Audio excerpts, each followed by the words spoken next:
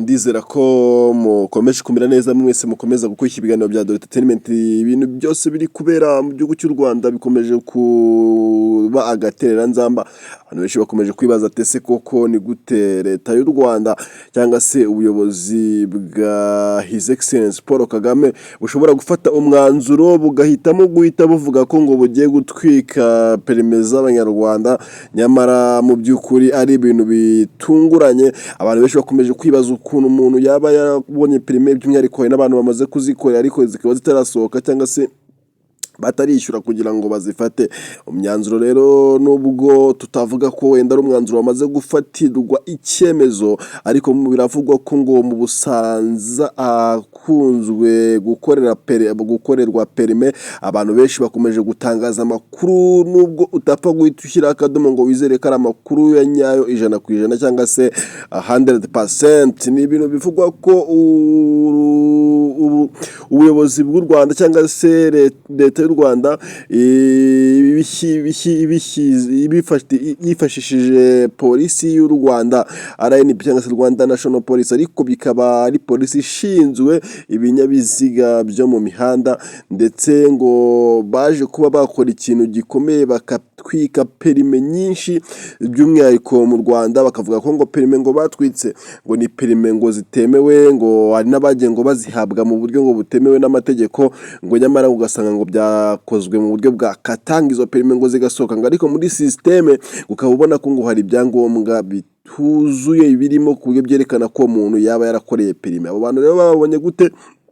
Nukuvuga ngo bagiye bajya ngo muri systeme ngo bakabona ko hari abantu bagiye bagurishwa perime, ngo nyamara izo perime zikagurishwa ngo batazikoreye batageze kuri tere. Ibi rero ni amakuru nyine nk'uko bakunze kubabona amakuru y'abamotari, ni ibintu by'umwihariko bikomeje kugenda nyine bitrendinga ku mbuga nkoranyambaga zitandukanye, by'umwihariko kuri X cyangwa se yahoze ari Twitter, ndetse n'izindi mbuga nkoranyambaga zitandukanye. Abantu benshi bakomeje kugenda babitangaza bavuga ati ibintu byabaye n'amahane, abandi bakavuga ati irangamuntu zo mu Rwanda perime zo mu Rwanda zigiye gucika zimere nk'ibigiye kuba ku marangamuntu. Ngira ngo mwe mwakunze kubikurikira mwagiye mwumva ko bavuga ko ikintu cyitwa irangamuntu izi ngizi zisanzwe nyine ko bagiye kuzikuraho bagashyiraho indangamuntu zabo cyangwa se indangamuntu bateguye. Ni ibintu nyine bikomeje kugenda bivuga ku mbuga nkoranyambaga ndetse no mu makuru, bivugwa ko nyine ngira ngo nk'abantu wenda mukunze kugira nk'inshuti zibarizwa muri leta, ngira ngo nk'ugerageje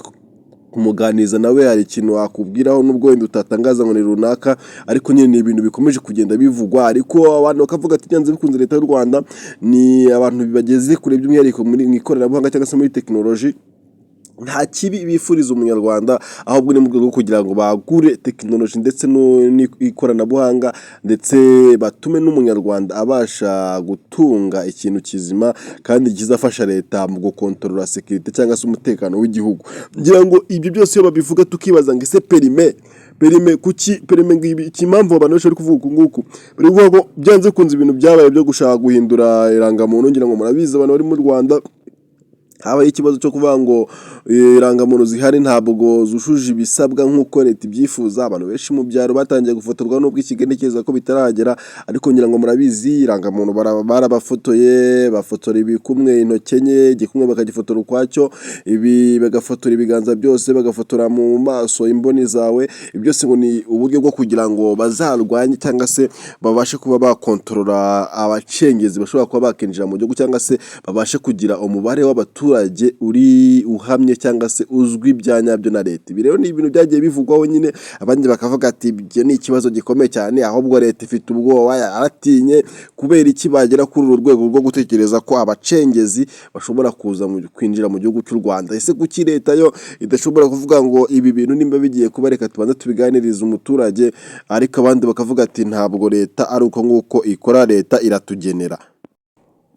Niyo mpamvu rero dukomeza kugenda tubitangaza tuvuga ati byanze bikunze ibintu biri kuba cyangwa se ibintu biri gutegurwa kuba byaba. Abantu benshi bakomeje kugenda batangaza bavuga ko nyine ngo mu Rwanda perime hari mu duce tumwe na tumwe nyine zatangiye aho byatangiye guhwihwiswa ko zatwitswe, abandi nubwo nta uratwikirwa perime bari bwagiye kwitangaza amakuru ngo agire icyo avuga, bakavuga ati murabizi neza ko mu Rwanda ngo nta muntu ngo wemerewe kuvuga, ariko ngiye kubwanya nagaruka nk'uko mbibona. Ariko abantu benshi by'umwihariko harimo n'abanzi b'igihugu cyangwa cyangwa se by'umwihariko n'ababona avuga ko wenda bafite ikintu cyitwa ivuzi bakunze gutangaza ko ngo nta muntu wemerewe kugira ikintu atangaza mu Rwanda kubera ko ngo bitemewe kuvuga, uburenganzira bwo kuvuga ngo ntabwo buhari. Abantu benshi bakunze gutangaza ibyo bintu, ariko kubwanjye ntabwo ari uko mbibona. Njye mbibona nkaho nyine ni mu rwego rwo kugira ngo basebye igihugu byanze bikunze leta. Abantu benshi ntabwo bavuga rumwe na leta, hariho n'abatavuga rumwe na leta. Nuko nguko rero bimeze ku ruhando rwa leta cyangwa se